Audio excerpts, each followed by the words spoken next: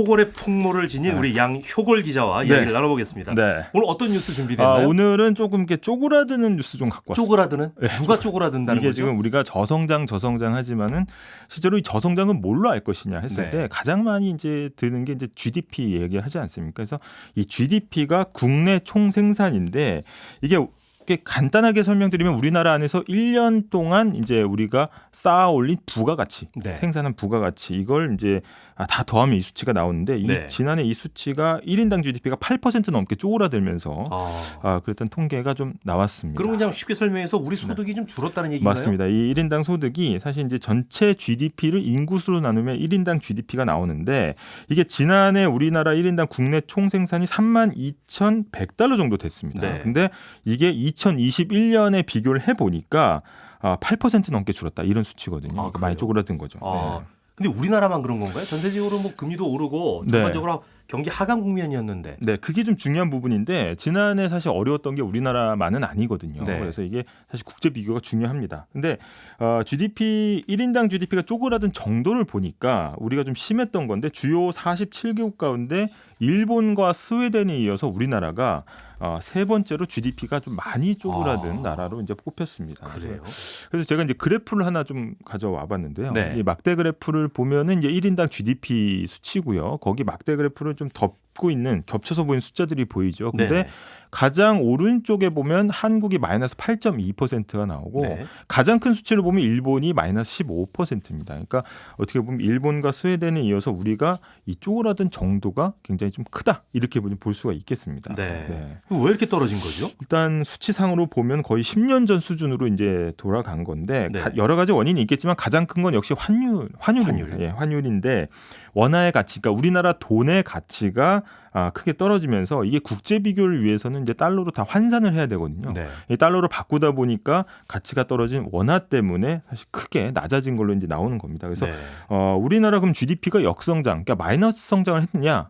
그랬을 때 원화 기준으로는 사실 그렇지 않았거든요. 그래서 한 3.9% 정도 성장을 했는데 이 국제 비교를 위해서 달러로 바꾸다 보니까 마이너스 8.2%가 이제 나왔습니다. 이 원화 가치가 그렇게 안 좋았을까요? 이 환율이라는 게 사실은 우리만 잘한다고 되는 게 아니고 이 비교 대상 국가, 지금 이제 달러기 때문에 미국이겠죠. 그래서 이 상대적인 교환 비율이기 때문에 우리도 지난해 열심히 이제 기준금리를 올렸습니다. 근데 시중에 풀린 돈 좀 빨아들이기 위해서 그렇게 올린 건데 미국이 더 가파르게 기준금리를 올렸거든요. 그러다 보니까 원화가 상대적으로 가치가 떨어졌다. 그러니까 상대적으로 시중에 풀려 있는 원화의 비중이 더 높았다 이렇게 볼 수 있겠고요. 그래서 한마디로 달러보다 원화가 더 흔해진 상황에서 환율이 좀 안 좋았다 이렇게 정리를 좀 해볼 수 있겠습니다. 그러면 질문을 바꿔서 환율 효과를 만약에 제거하면 어떤가요? 그래서 이 환율 때문에 그렇다라는 이제 주장하는 측에서는 이제 이게 어떻게 보면 달러 환산 때문에 그런 거다라고 하지만 그러면 환율을 빼고 한번 생각해 보자라고 했을 때도 그렇게 보긴 또 어렵습니다. 왜냐하면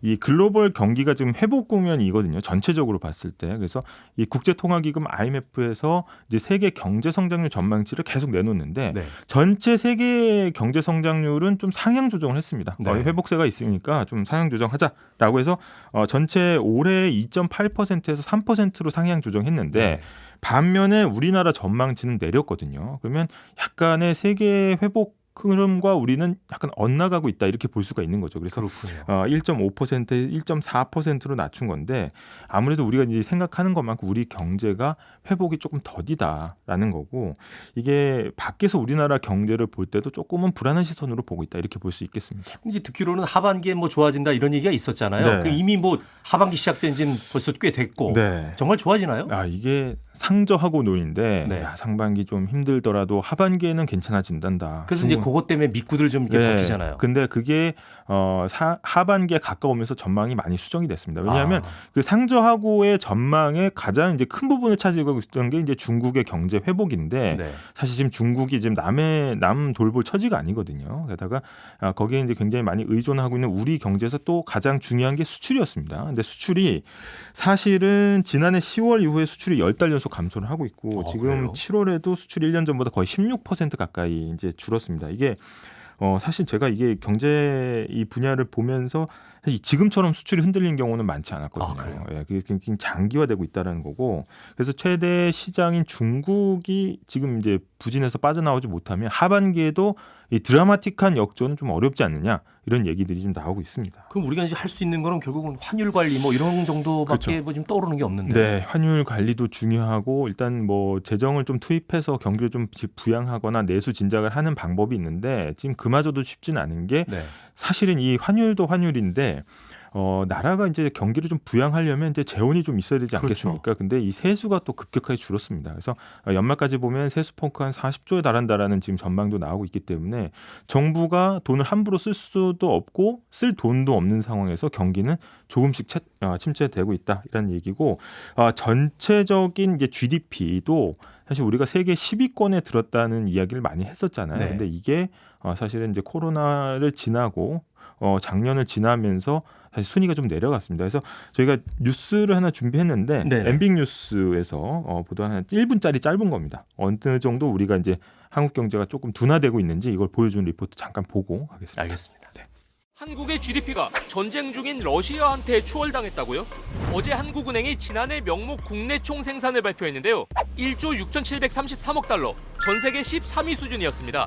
명목 GDP는 한 나라 경제의 크기를 나타내는 지표인데요. 한국은 2020년과 2021년 줄곧 GDP 세계 10위를 유지했다가 이번에 순위가 3계단이나 떨어진 겁니다. 호주, 브라질, 그리고 전쟁 중인 러시아가 지난해 기준 우리를 추월했습니다. 전문가들은 우리나라의 전반적인 성장 활력이 떨어진 데다 명목 GDP는 달러 기준으로 한정하는데 지난해 달러가 워낙 강세여서 상대적으로 우리 명목 GDP가 감소했다고 분석하고 있습니다. 1위는 25조 4,627억 달러의 미국, 2위는 중국, 3위는 일본, 4위는 독일이 차지했습니다. 올해는 어떨까요? 우리나라의 경제 실질 성장률이 1% 중반에 그칠 것으로 예상되는 데다 달러 강세 현상이 지속되면서 올해에도 우리나라가 다시 명목 GDP 톱10을 되찾기는 어려워 보인다고 전문가들은 전망하고 있습니다. 어려워 보인다고 전망하고 있습니다. 그래서 네. 그냥 쉽지는 않은 상황이고, 네. 우리가 이제 10위에서 13위로 떨어졌는데, 그럼 우리를 앞질러서 다시 10위권으로 들어간 나라들은 어떤 나라들이냐 했을 때 대부분 자원 부국입니다. 자원 수출국이기 때문에 최근같이 이제 공급망이 안 좋은 상황에서 자원을 수출한 나라는 그만큼 이득을 볼 수밖에 없는데, 또 네. 자원 없기로 하면 또 우리나라 아니겠습니까? 그래서 이제 좀 안팎으로 좀 어려운 상황이다라는 게 이제 하반기 경기 전망이 되겠습니다. 실질적으로 이제 이런 기본적인 수치라던가 전망 네. 이런 것도 중요하지만 저희 같은 이제 일반 그 서민들 같은 경우는 피부로 와닿는 물가가 굉장히 그 중요하지 않습니까? 네, 다 연결돼 있는 거긴 합니다. 네. 근데 최근 이제 주변에 물건 가격 뛰는 거 보면 좀 무섭다는 분들이 많아요. 좀. 네. 그래서 특히 이제 외식 물가, 그다음에 먹거리 물가 위주로 가파르게 이제 오르고 있는데, 근데 정부에서 발표한 소비자 물가 상승률은 여기랑 조금 온도 차이가 있습니다. 7월이 2.3%가 나왔는데 이게 2%대로 진입을 한 거거든요. 그러면 수치상으로만 보면은 굉장히 준수한 네네. 수치입니다. 2%대로 굉장히 안정적으로 관리하고 있다, 이렇게 볼 수가 있는데, 사실 우리가 보면은 이게 잘 느껴지진 않죠. 맞습니다. 네, 이게 예. 이 납득하기 좀 어려운데, 이 소비자 물가라는 게 사실 품목들이 굉장히 많고 이걸 가격 변동을 가중치에 따라서 이제 종합해서 내는 이제 평균이기 때문에 약간 그런 이제 체감 물가랑 차이가 있는 건데, 사실 한국은행에서 시시하는 물가 안정 목표제가 이 중기 시계, 그러니까 아주 단기 말고 이제 좀 이게 그 중기 시계에서 한 2% 안팎 끼면은 물가 관리 잘한다, 이거거든요. 근데 지금 수치로만 보면 통화당국이 굉장히 지금 잘하고 있는 걸로 그래요? 판단을 할 수가 있는 겁니다. 네. 2% 목표를 달성해가고 있다, 이렇게 볼 수가 있죠. 네. 근데 이게 지금 조금 있으면 이제 뭐 저희 이제 추석 다가오지 않습니까? 추석 물가 또 나오고, 그러다 보면 이제 저희가 또 다루게 될 게 이제 장바구니 물가인데 장바구니 물가. 지금 그 녹록하진 않은 상황인 것 같은데요. 이게 최근에 이제 복날에 이제 삼계탕 한번 드셔보신 분들은 네. 알겠지만은 굉장히 급격하게 올랐고요. 많이 올랐죠. 이제 사실 우리가 장사하는 분들을 뭐라고 할 수도 없는 게, 이게 원재료 가격 자체가 많이 올랐기 때문에 또 거기에 마진을 붙이게 되면 더 올라가는 거거든요. 그래서 일단 폭염과 폭우가 왔다 갔다 하면서 채소값이 굉장히 치솟았고요. 네. 그래서 이 우리 체감 물가가 굉장히 치솟고 있지만, 사실 2.3%가 나온 거는 이제 국제 유가가 떨어진 게 가장 큽니다. 그래서 이 국제 유가가 크게 떨어지면서 에너지 가격 하락이 반영된 부분, 게다가 우리가 느끼는 먹거리 물가 이게 서로 평균을 내다가 상쇄가 되다 보니까 사실 이 두 분 평균이 전체적으로 2.3%밖에 오르지 않은 것으로 약간 착시 아닌 착시가 나타나게 되는 거고 네. 요거를 잘 정리한 뉴스데스크 리포트를 하나 보고 다시 이야기를 좀 이어가겠습니다. 푹푹 찌는 더위에도 콩국수를 먹기 위해 기다리는 손님들로 식당 앞엔 긴 줄이 생겼습니다. 이 식당의 콩국수 한 그릇 가격은 15,000원. 지난해까진 13,000원이었지만 올해 초 2,000원이 올랐습니다. 콩, 밀가루 등 식재료 가격이 오른 데다 인건비 부담도 영향이 컸습니다. 10,000원대 초반 이랬었잖아요. 10,000원 미만도 있었고 오랫동안 다녔으니까 많이 부담스러워요. 자주 오기 힘들죠. 많이 올라서 부담스러운 것 같긴 해요. 근처 물가가 거의 한 10,000원에서 15,000원 정도 하거든요. 냉면값도 서울 평균 11,000원을 넘겼고 삼계탕은 16,000원 넘게 돼야 합니다. 지난달 소비자 물가 상승률이 2.3%로 25개월 만에 가장 낮은 수준을 보였지만 지난해 석유류 가격이 워낙 많이 올랐던 탓에 기저효과 영향이 큽니다. 국제유가 하락으로 인한 석유류 가격 안정 효과 때문에 상승폭이 둔화된 영향으로 외식 물가는 1년 전과 비교해 약 6%, 택시 요금도 17.8%나 올라 서비스 물가는 전년 대비 3.1% 상승했습니다. 또 폭우 피해로 채소류 가격이 전달보다 7.1% 올랐고 1년 넘게 누적된 고물가 영향도 상승률 둔화를 체감하기 어렵게 만드는 원인입니다. 야채나 이런 것도 되게 많이 비싸져서 전보다 5만 원 정도 더. 가격 변동성이 큰 농산물과 석유류를 제외한 근원 물가도 3.9% 올라 여전히 높습니다. 인건비라든지 서비스 물가 이런 쪽은 아직도 잡히지 않고 있고 이 서비스 물가 올라가면 또 다른 서비스 물가도 올라가고 이런 연쇄작용 같은 것들이 기저효과 영향이 줄어드는 8월엔 물가 상승률이 다시 3% 안팎이 될 걸로 예상되는 가운데 국제유가와 곡물 가격이 오름세를 보이는 것도 물가를 자극할 수 있습니다. 네. 앞서 이제 평균의 함정을 얘기하시긴 했는데 그래도 네. 물가 상승률이 안정적이라는 말은 왠지 좀 믿고 싶거든요. 네. 믿어도 될까요? 사실은 이제 전체 수치만 보면은 안 되고 이게 네. 하반기에는 또 다시 올라갈 것으로 한국은행도 예상을 하고 있습니다. 3%로 다시 복귀할 거다라는 거고 사실 이게 아직 불안 요소들이 많은 게 대표적으로 지금 우유값 들썩이고 있거든요. 이게 왜 그러냐면 이 우유값을 결정할 때 낙농업계랑 우유업계가 1년에 한 번씩 만나가지고 사실 그 이제 해에 우유값을 결정을 합니다. 네. 통계청에 이제 여름 수치가 딱 나오면 그걸 딱 테이블에 올려놓고 이제 하는데 이게 최근에 이제 결정된 게 올해 원유값이 기본 가격 88원 인상으로 타결이 됐거든요. 이게 인상 이전에는 1리터당 996원이었습니다. 근데 여기에서 88원이 올라가니까 이제 1,000원을 넘기게 된 거고 일단 1리터 그러니까 소비자들이 마트에서 접하게 되는 1리터짜리 우유 흰 우유 한 팩이 경우에는 이 기본 가격을 적용하면 거의 한 3,000원을 훌쩍 3,000원 훌쩍 넘을 것으로 예상이 됩니다. 근데 우유는 우유 자체의 가격도 문제지만 사실은 우유 가공품이 많잖아요. 맞습니다. 그래서 우리가 이게 우유값에 대해서 과거에는 보도국에서 이 우유값 막 할 때 막 중계차 타고 그랬거든요. 지금 막 협상 중이다 이 뒤로 보이시는 것처럼 막 이렇게 했는데 제가 지금 잠깐 농담을 했는데 우리 양념 걸리기 시작은 실제로 했습니다. 그래서 네. 그 타결이 되냐 안 되냐가 초유 관심사였는데. 네. 이게 흰우유 그냥 사다 마시는 가격뿐만 아니라 이게 모든 빵, 그다음 과자, 그다음에 간식류, 이 가공식품에 다 들어가기 때문에 우리가 밀크플레이션, 그러니까 우유와 인플레이션을 합쳐서 이제 밀크플레이션 용어가 나오는 것도 사실 가공식품에 있어서 석유와 같은 약간 원재료다라는 이제 의미가 있는 겁니다. 네, 제가 이제 뉴스룸 말씀드렸던 건 뭐냐면은 MBC에는 보도국이 지금 현재 없고 네. 뉴스룸이 있다는 말씀을 지금 농담으로 드립니다. 그렇죠. 네. 네. 1리터에 3,000원을 넘게 되면 이 자체도 사실 마시기 부담스러워요. 네, 이 가격이 가파르게 오르다 보니까 사실 소비자들은 이런 시장 변화에 굉장히 빠르게 적응을 하거든요. 네. 그래서 대체제를 찾고 있습니다. 그래서 최근에 나온 좀 약간 뚜렷한 변화 중에 하나가 멸균 우유. 멸균 우유가 수입량이 굉장히 크게 늘었다는 거거든요. 네. 이 수입 멸균 우유는 한번 이제 생 우유를 열 처리를 하기 때문에 소비 기한이 확 늘어납니다. 그래서 거의 1년까지도 네. 늘어나기 때문에 수입이 가능하고요. 그래서 이 가격도 이제 동일 용량을 봤을 때 거의 반값이거든요. 그러다 보니까 이 멸균 우유 수입량이 최근에 늘었다. 그래서 제가 표를 하나 좀 가져와 봤는데 네. 일단 2023년 상반기에 이미 2022년의 전체 양의 거의 이제 70% 육박하는 수준으로 지금 올라갔거든요. 그러네요. 그래서 이 멸균 우유 수입량이 는다는 거는 어떻게 보면 그만큼 소비자들이 생우유 가격을 인내할 수 있는 어떤 임계치를 넘었다 이렇게 지금 되는 거고 네.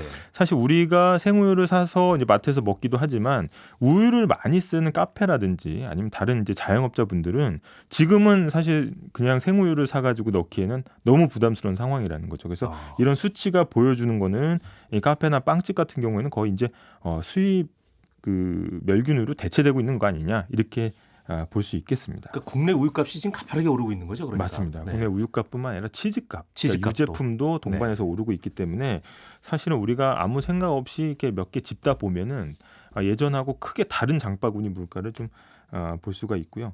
사실 앞으로는 국내 우유 생산 기반 자체가 무너질 수도 있다 이런 얘기가 나오거든요. 왜냐하면 이게 우리가 한 EU FTA를 맺었는데 그게 2026년 1월부터 미국과 유럽 연합산 유제품에는 이제 관세가 붙이지 못하도록 됐습니다. 그러면 가격 경쟁력은 더 좋아지는 거거든요. 그러면 우리나라에 경쟁하고 있는 생우유는 더 시장이 이제 좁아질 수밖에 없다라는 거고 역시 이제 원자재 가격이 계속해서 물가를 올리고 있다 이렇게 볼 수 있겠습니다. 그럼 이제 정부는 지금 물가를 잡기 위해서 여러 가지 방법을 당연히 써야 될 텐데 어떤 방법을 쓰고 있나요? 일단 뭐 시점을 좀 거슬러 올라가 보면 이제 몇 달 전에 이제 추경호 경제부총리가 한 TV 프로그램에 나와서 뭐라고 했냐면 라면값 이거 너무 심한 거 아니냐. 국제 밀가격도 내렸는데 라면값 안 내린다 해서 사실 업체들이 정말 고민하다가 내렸습니다. 몇 개 업체들이 이제 내렸는데 그 뒤로 또 국제 밀가격이 또 올랐어요. 그래서 이거 자체가 이번에도 정부가 우유값에 대해서 인상을 좀 자제해라 이런 메시지를 이제 계속해서 내고 있습니다. 사실 근데 그때 라면값 그 상승을 두고 여기저기서 좀 여러 가지 이제 약간 비아냥 섞인 그런 이제 패러디도 많이 있었는데 맞습니다. 이 정부 사실 압박만으로는 어렵지 않나요? 네, 정부 압박만으로는 사실 기업이라는 게 이윤을 추구하는 집단인데 내려라 한다고 해서 사실 기계적으로 내리긴 쉽지 않습니다. 그래서 최근에 국세청 고시를 바꿔가지고 이 소주와 맥주 할인 판매를 좀 가능하게 하는 이런 제도적인 변화도 좀 꾀하고 있거든요. 그래서 원래는 주류 같은 경우에는 국세청 고시로 이 납품받는 가격 이하로는 깎아서 팔 수 없도록 일단은 해놨습니다. 과거에는. 근데 이게 깎아서 팔 수 대부분 이제 현장에서 보면 막 뭐 4캔에 10,000원, 12,000원 이렇게 파는 경우도 있죠. 그런데 이거는 사실 받아온 가격, 그러니까 떼온 가격보다 싸게 파는 건 아니고 자기의 마진을 조금 줄이면서 파는 거거든요. 그런데 이렇게 할인 판매를 하지 못하게 했던 이제 여러 가지 이유들이 좀 있었습니다. 역사적으로 보면 한 3가지 원인을 압축해 볼 수가 있는데 원래는 이제 과거 수십 년 전에 이제 술이라는 게 담배와 함께 이제 국민 보건에 좀 안 좋은 영향을 끼친다. 그래서 이거를 싸게 팔아가지고 많이 소비하는 거는 바람직하지 못하다. 이런 사회의 어떤 보건적인 측면에서 규제를 했던 적이 하나 있었고, 다음은 혹시나 싸게 팔 경우에 납품업체들이 이제 원가 압박을 받으니까 주세를 이제 좀 빼돌리는 거 아니냐. 그래서 이 세금 문제도 좀 있었고요. 그다음에 마지막으로 이 자기네 회사 제품을 물량을 밀어내게 하면서 좀 싸게 판매할 경우에는 좀 불공정 경쟁이 있기 때문에 이 주류업계의 좀 시장 경쟁 질서를 위해서 이렇게 해놨던 거거든요. 그래서 고시로 이제 막아놨던 겁니다. 그거를. 근데 이거를 이제 좀 풀겠다는 거죠. 정부는 이번에.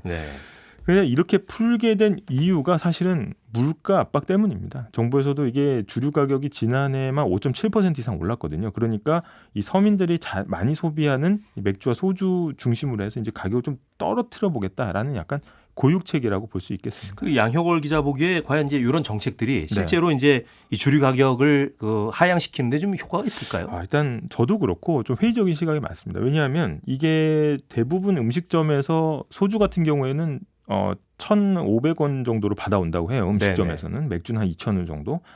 그러면 사실 거기에다가 이제 여러 가지 마진을 붙여서 이제 파는 거잖아요. 그래서 뭐 거기에 사실 인건비라든지 아니면은 이제 우리가 자리세라고 얘기하는 임대료라든지 여러 가지 이제 전기료도 다 포함이 되는 건데 한 병에 갑자기 이제 할인 판매한다고 해서 그러면 이걸 다 깡그리 다 깎아서 싸게 팔겠느냐? 여기에 대해서 회의적인 시각이 되게 많은 거고. 이게 다 포함된 가격에서 그러면 다 미치고 이제 파는 게 쉽지는 않을 거다 이런 얘기들이 나오고 있습니다. 이 사실 이제 이 원자재 값이라는 게 우리가 마음대로 할 수 있는 것도 아니고 국제 정세하고 맞물려 있기 때문에 어떤 뭐 좀 묘안이 있나요 지금?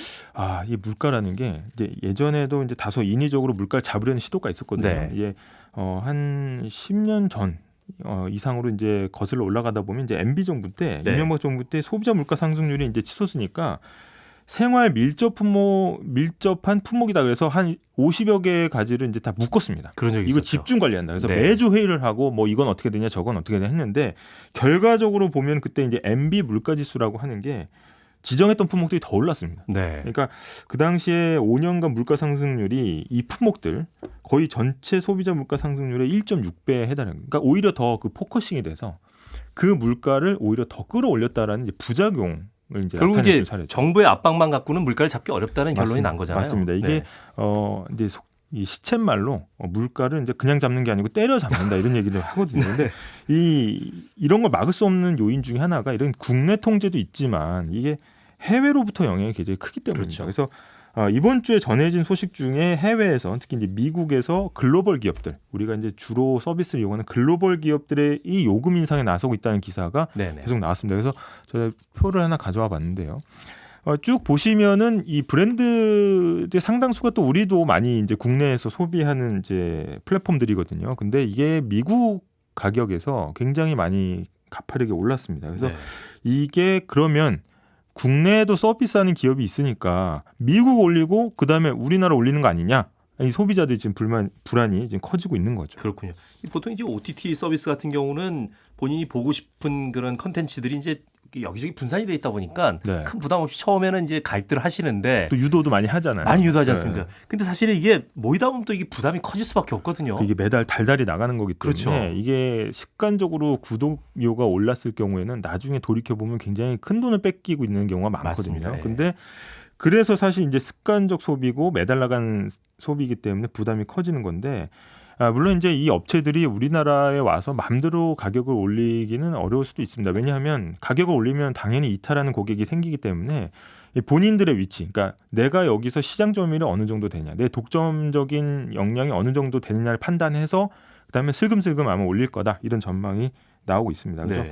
이런 것들을 볼 때 사실은 우리가 그냥 무심코 지나치기가 쉽거든요. 그래서 사실 꼼꼼하게 잘 따져봐야 돼요. 네. 지금 예전에 그 이제 좀 시간이 지났습니다만 이제 포털들이 일정 부분 포화 상태에 이르렀을 때 이제 지상파 광고를 하던 예가 있었는데 네. 요즘에 OTT 서비스 업체들 중에서도 이제 광고를 하는 예를 좀 봤거든요. 네. 어느 정도 포화 상태가 됐다는 건데 맞습니다. 편하게 조심이 되지 않을까라는 생각을 해봅니다. 네. 공공요금도 좀 해볼까요? 네, 이 다음 주에 좀 주요 일정이 있는데 네. 그 다음 주에 원래 예고가 한 달 전부터 됐던 겁니다. 8월 12일부터 서울 시내버스 기본 요금이 인상이 됩니다. 아까 말씀드린 하반기 물가가 계속 잡히는 안정세로 가지는 않을 거다라는 이제 가장 중요한 이제 근거 중에 하나가 공공요금 아직 본격적으로 오르지도 않았다 이거였거든요. 그래서 현재 1,200원인 기본 요금이 1,500원으로 오르고요. 거의 서울 대중교통 요금이 오른 게 2015년 이후 거의 8년 만입니다. 그래서 이게 갑자기 이렇게 오르기 때문에 사실 매번 이것도 습관성 소비거든요. 그래서 나중에 돌이켜봤을 때 굉장히 좀 큰 부담으로 다가올 수 있다는 거고요. 이게 10월 시점은 좀 분산하긴 했습니다만 10월 7일에는 서울 지하철 요금도 150원이 오릅니다. 그래서 네. 생활 물가 상승이 좀 가속화될 것으로 보입니다. 네.